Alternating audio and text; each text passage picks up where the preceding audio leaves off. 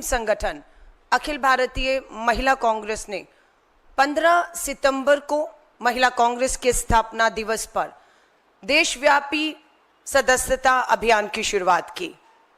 आज ये बताते हुए मुझे बेहद खुशी हो रही है कि मात्र 20 दिनों में देश भर से लगभग 2 लाख बहनों ने ऑनलाइन सदस्यता ग्रहण की। भारतीय राष्ट्रीय कांग्रेस के धर्मनिरपेक्ष, लोकतांत्रिक और संविधान के बचाने की और संविधान में आस्था रखने वाली पार्टी के साथ खड़े होने का फैसला किया है। यह सिलसिला जारी है और यह सिलसिला यूं ही देश की आधी आबादी को राजनीति की धारा में शामिल करने के लिए जारी रहेगा। श्री राहुल गांधी जी की भारत जोड़ो न्याय यात्रा के न्याय के 5 बिंदु में नारी न्याय को प्राथमिकता पर रखा गया। नारी न्याय के तहत देश की आधी आबादी को राजनीतिक न्याय, आर्थिक न्याय और सामाजिक न्याय देने का हमारा वायदा रहा। आज ये दिखाता है कि मात्र 20 दिन में 2 लाख बहनें ऑनलाइन सदस्यता ली।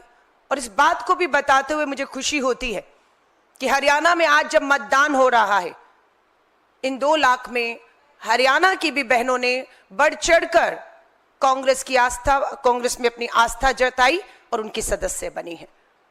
आज हरियाणा में जहां मतदान हो रहा है, हम भी ये देख रहे थे कि महिलाएं जितनी बढ़ चढ़कर सदस्यता ग्रहण कर रही हैं, उतना ही बढ़ चढ़कर सुबह से हम देख रहे हैं कतारों में हमारी बहनें मतदान के केंद्रों पर पहुंच रही हैं। इन बहनों का यहां तक पहुंचना स्वाभाविक है, एक बड़े बदलाव राजनीति में, हरियाणा में, देश में एक बड़े बदलाव की ओर संकेत करता है। हम जब इन 2 लाख बहनों को मात्र पिछले 20 दिन में मिले, घर घर गए, बात की, तो इनके मुद्दे वही हैं जो हरियाणा में कांग्रेस ने अपनी गारंटी में जिनका जिक्र किया है कि आज देश की आधी आबादी अपनी राजनीतिक में भागीदारी मांग रही है। हरियाणा में मुझे फिर इस बात को बताते हुए खुशी है कि हरियाणा में 90 में से 12 सीटों पर पार्टी ने महिला उम्मीदवारों को उतारा।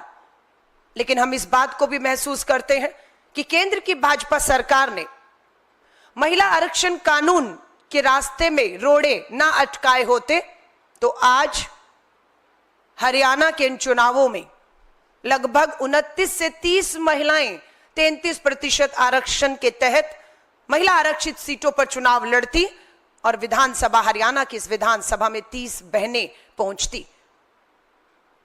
पर इसका भी गुस्सा महिलाओं में है कि उनकी राजनीतिक भागीदारी, हिस्सेदारी को जो उन्हें मिलनी चाहिए थी इन विधानसभा के चुनाव में, उससे भाजपा की केंद्र की सरकार ने रोड़े अटकाए और उन्हें हक से, अधिकार से, उनकी भागीदारी से वंचित रखा। लेकिन मुझे पूरा विश्वास है कि महिलाओं के मुद्दे में महंगाई भी सबसे बड़ा मुद्दा दिखा। सदस्यता अभियान के दौरान भी जब महिलाओं से बात की तो महंगाई सबसे बड़ा मुद्दा रहा। आज हमारी सरकारें में कोशिश है कि 1200-1300 रुपए तक का जो घरेलू एलपीजी सिलेंडर पहुंच चुका है वो मात्र 500 रुपए में हम दें। हरियाणा में भी हमारी बहनों से हमने वायदा किया कि हरियाणा में कांग्रेस की सरकार बनते ही मात्र 500 रुपए में एलपीजी घरेलू सिलेंडर उपलब्ध कराया जाएगा। सीधा 600-700 रुपए की हर महीने मदद महंगाई से राहत का काम करेगी, ये हमें विश्वास है। आर्थिक सशक्तिकरण के लिए हम लोगों ने हरियाणा में और अपने दूसरे राज्यों में जहां हमारी सरकार है, महिलाओं को आर्थिक सहायता, मदद हर महीने देने का काम कर रहे हैं। और हरियाणा में भी 2000 रुपए हर महीने की पहली तारीख को हरियाणा की बहनों को देकर उन्हें आर्थिक सशक्त करने का हमारा प्रयास है। राजनीतिक, आर्थिक और सामाजिक लड़ाई भी हमारी इन 12 महिला बेटियों में, बहनों में एक बेटी वो भी है जिसका नाम विनेश फोगाट है। न्याय मांगती रही दिल्ली की दहलीज पर, प्रधानमंत्री जी आपने मिलने का समय उस बेटी को नहीं दिया। दिल्ली पुलिस को उसकी एफआईआर तक कराने से रोका। सुप्रीम कोर्ट से आदेश लेकर एफआईआर हुई, लेकिन बेटी को न्याय अभी तक नहीं मिला। भाजपा के पूर्व सांसद ब्रजभूषण शरण से अभी तक दिल्ली पुलिस किसी तरह की पूछताछ करने से पीछे हट रही है, डर रही है। लेकिन उसी विनेश फोगाट को, उसका हाथ पार्टी ने थामा, उसकी हिम्मत ना हारे, वो अपनी लड़ाई, न्याय की लड़ाई यूं ही लड़ती रहे। पार्टी शीर्ष नेतृत्व ने उन्हें अपना उम्मीदवार बनाया। आज वो चुनावी मैदान में है।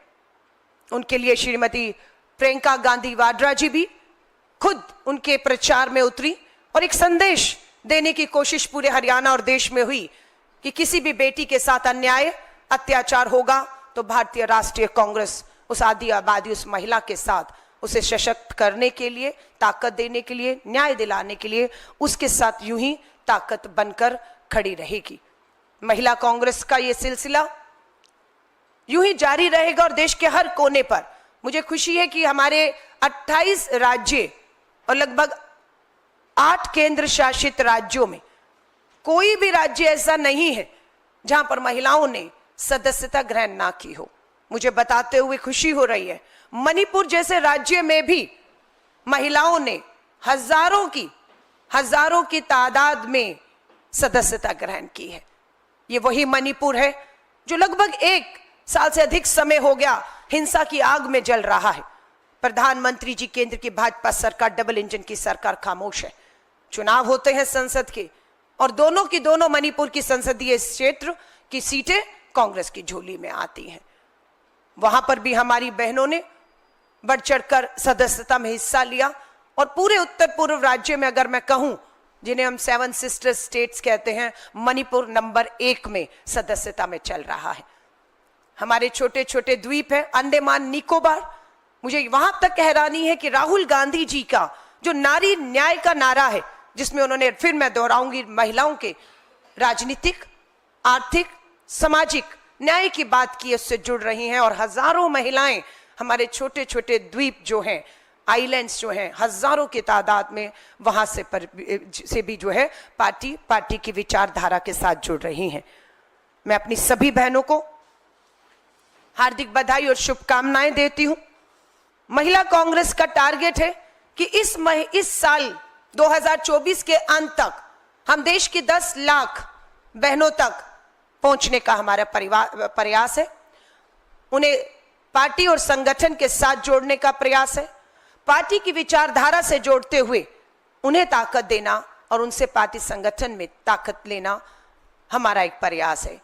मुझे खुशी है कि ये 2 लाख बहनें जो मात्र 20 दिन में सदस्यता ले चुकी हैं, इन्हें महिला कांग्रेस के अग्रिम संगठन जो है उसमें महत्वपूर्ण पदों पर 15 अक्टूबर के बाद नियुक्ति पत्र भी सौंपे जाने हम जा रहे हैं कि हर महिला की राजनीति में भागीदारी होगी। इनके संगठन में पूरी तरह से 50% की भागीदारी को हम सुनिश्चित करेंगे। और इसी के साथ जिस तरीके से हमारी सदस्यता चल रही है, हम महिलाओं का विमेन लीडरशिप ट्रेनिंग प्रोग्राम, महिलाओं का जो है नेतृत्व क्षमता को भी निखारने का, आगे लाने का काम करेंगे। विमेन लीडरशिप ट्रेनिंग कार्यक्रमों की हम निरंतर इसी के साथ शुरुआत कर रहे हैं। एक तरफ सदस्यता अभियान चलेगा, दूसरी तरफ विमेन लीडरशिप ट्रेनिंग कार्यक्रम चलेंगे। दूसरी बात है कि हमारी सदस्यता की जो फीस है वो मात्र 100 रुपया एक महिला के लिए रखी गई है और हमें इस सदस्यता से जो फंड आ रहा है, एक दान नारी न्याय के नाम, ये जितना भी सदस्यता की फीस है हम इसे दान के रूप में देख रहे हैं और ये दान नारी न्याय के नाम होगा। ये इन्हीं बहनों पर जो कहीं ना कहीं दूर दराज के गांव में है, जिनकी कोई सुनवाई नहीं, जिन्हें न्याय नहीं मिल रहा है, ये सारा का सारा फंड पूरी तरह से हम नारी न्याय के नाम देश की बेटियों को जो अदालतों में चक्कर काट रही हैं, जिन्हें कानूनी सलाह, वकील और आर्थिक तौर से उन्हें पैरों पे खड़ा करने के लिए कुछ आर्थिक मदद की अगर जरूरत है, कुछ काम शुरू करने के लिए, तो ये जो हमारा मात्र 100 रुपया फीस है, उससे जितना भी हमारा फंड आएगा उससे हम जल्द महिलाओं के लीडरशिप ट्रेनिंग कार्यक्रमों पे खर्च करेंगे, उनके आर्थिक सशक्तिकरण पे खर्च करेंगे।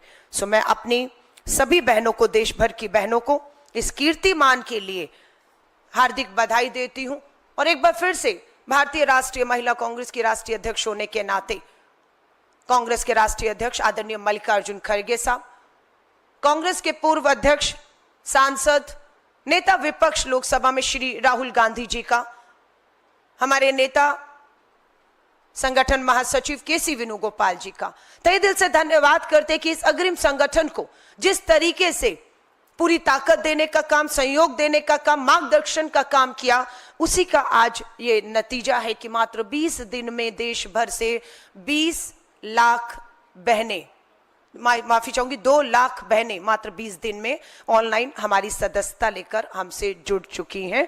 और मैं देश भर की बहनों से कहूंगी, आप आइए, आपके लिए राजनीति के आगे बढ़ने के ये रास्ते भारतीय राष्ट्रीय कांग्रेस ने खोले हैं।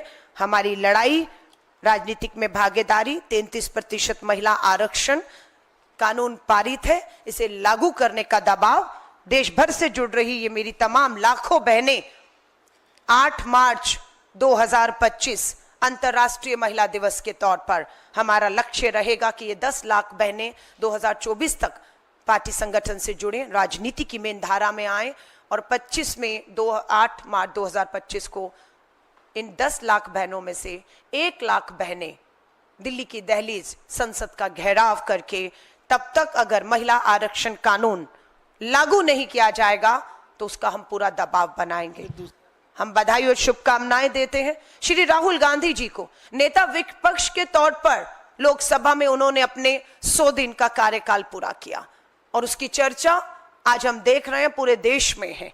पहले सरकारों की चर्चा होती थी कि सरकार ने अपने 100 दिन पूरे किए और उस 100 दिन की सरकार उपलब्धता बताती थी, लेकिन आज सरकार की पिछले 10 दिन की कहें या पिछले 100 दिन की कहें, उपलब्धता पर न खुद प्रधानमंत्री बात करते हैं और ना ही भाजपा के पास कुछ कहने को है। लेकिन आज चर्चा है देश भर में, तो नेता विपक्ष के तौर पर श्री राहुल गांधी जी की भूमिका की सराहना, उनके द्वारा उठाए गए 5 न्याय के, मैं फिर कहूंगी, युवा न्याय, बेरोजगारी, किसान न्याय, किसानों को उसकी फसल का उचित दाम मिलना, उनका कर्ज माफ होना, नारी न्याय के तहत महिलाओं को सुरक्षा की बात, महंगाई से राहत, राजनीतिक में भागीदारी, इन सब मुद्दों पर बात की, श्रमिक न्याय के तहत बात की। श्री राहुल गांधी जी की इस लड़ाई से हम अभी भी देख रहे हैं कि राहुल गांधी जी निरंतर लोगों के बीच में छोटे छोटे समूह वर्ग से लगातार संवाद स्थापित कर रहे हैं।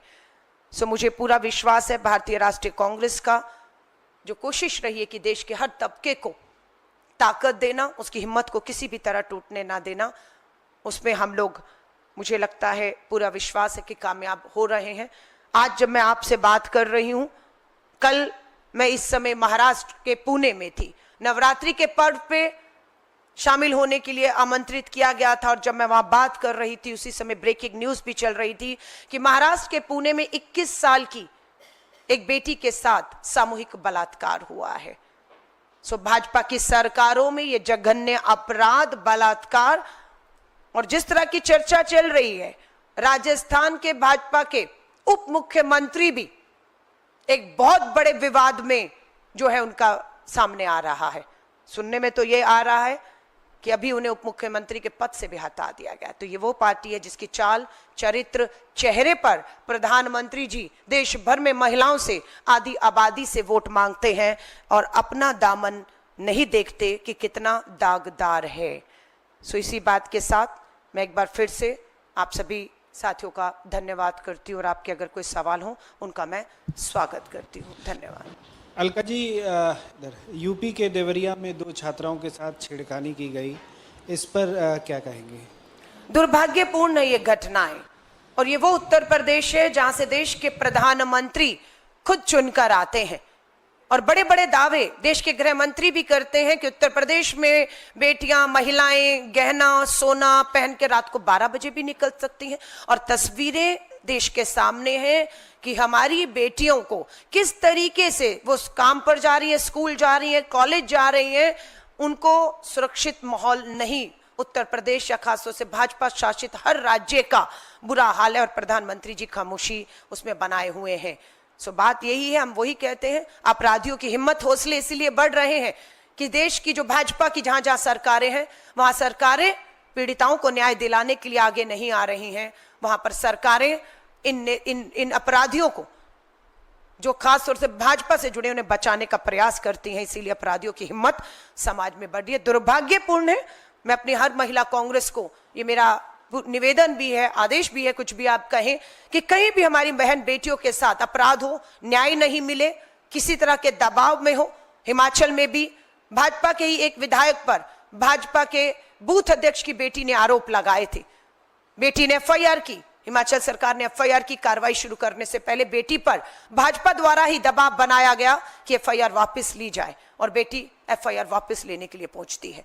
तो ये सब दबाव पूरी तरह से है, लेकिन मुझे पूरा विश्वास है धीरे धीरे केंद्र की भाजपा सरकार को इन सभी मुद्दों पर हम झुकाने पर, अपनी इस आधी आबादी को न्याय दिलाने पर जो है आमदा करेंगे और बेटियों को न्याय मिले, यह हम सुनिश्चित करेंगे। एक और सवाल है, राहुल गांधी के विपक्ष के नेता के तौर पर कल 100 दिन पूरे हुए हैं, कैसे देखती हैं इसको? क्या क्या अचीवमेंट आपको लगता है राहुल गांधी का as a leader of opposition रहा? देखिए, राहुल गांधी जी ने 100 दिन के वीडियो वायरल हो रहे हैं कि संसद में कितनी बार गए, जब गए तो किन मुद्दों पर बोले। उन मुद्दों पर छात्रों का पेपर लीक का भविष्य बर्बाद हो रहा था, उसके मुद्दे को उन्होंने उठाया, उन्हें राहत दी। उन्होंने दिखाया कि वो जो हमारे ट्रेन को चलाते हैं, रेलवे को पूरी जिंदा रखते हैं, लाइनों को, उनको इमारतें बनाने वाले हमारे मजदूर जो हैं, हर तबके को वो जाकर मिले। महंगाई को उन्होंने मुद्दा बनाया। उन्होंने इलेक्टोरल बॉन्ड के ऊपर, छोटी बात नहीं है कि देश की वित्त मंत्री पर एफआईआर का आदेश अदालत द्वारा किया जाता है।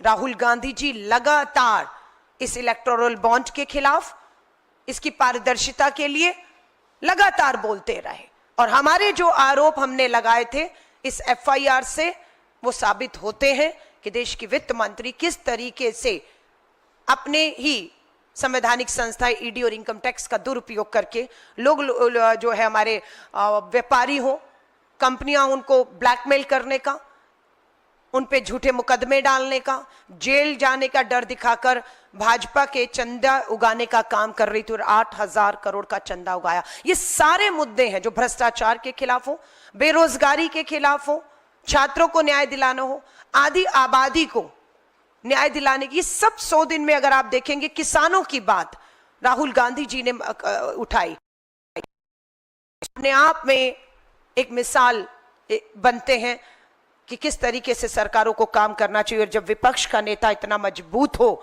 तो कोई भी सत्ता में बैठी सरकार तानाशाही तरीकों से नहीं चल सकती। राहुल गांधी जी ने अभी लद्दाख से पैदल 1000 किलोमीटर का सफर तय करके पर्यावरण बचाओ, लद्दाख बचाओ, भविष्य बचाओ के नारे के साथ जो सोनम वांगचुक जी निकले, उनको किस तरीके से गिरफ्तार करके रखा गया कि वो बापू की समाधि पर 2 अक्टूबर को राजघाट ना पहुंच सके। उनकी भी आवाज राहुल गांधी जी ने उठाई। तो राहुल जी ने हर उस तबके, हर उस वर्ग की आवाज को इन 100 दिनों में उठाया। यही कारण है कि आज देश की आधी आबादी हो, युवा हो, किसान हो, सरहद के जवान की भी, राहुल गांधी जी की बात करेंगे तो अग्निपथ भर्ती योजना के खिलाफ राहुल जी ने आवाज मुखर की कि हम इसका पुरजोर विरोध करते हैं। हम सेना में पक्की भर्ती बहाल करने तक इस सरकार का पीछा नहीं छोड़ेंगे। सो आज हरियाणा का जितना भी युवा मतदान करने निकल रहा है, वो राहुल गांधी जी का सेना में पक्की भर्ती, अग्निपथ भर्ती योजना, ठेके की 4 साल की नौकरी को रद्द करने के इस वायदे के ऊपर आज बढ़ चढ़ कर हरियाणा में कांग्रेस के साथ खड़ा दिख रहा है।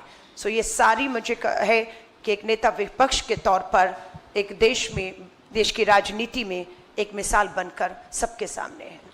मैम, हरियाणा के चुनाव अभी हो रहे हैं, पोलिंग चल रही है, और भाजपा लगातार कुछ दिनों से कुमारी शैलजा जी के नाम पे बोल रही हैं कि वो कांग्रेस में सफोकेट हो रही है। अभी अनिल विज ने भी ऐसे ही स्टेटमेंट दिया है, आपका क्या जवाब रहेगा इस पर?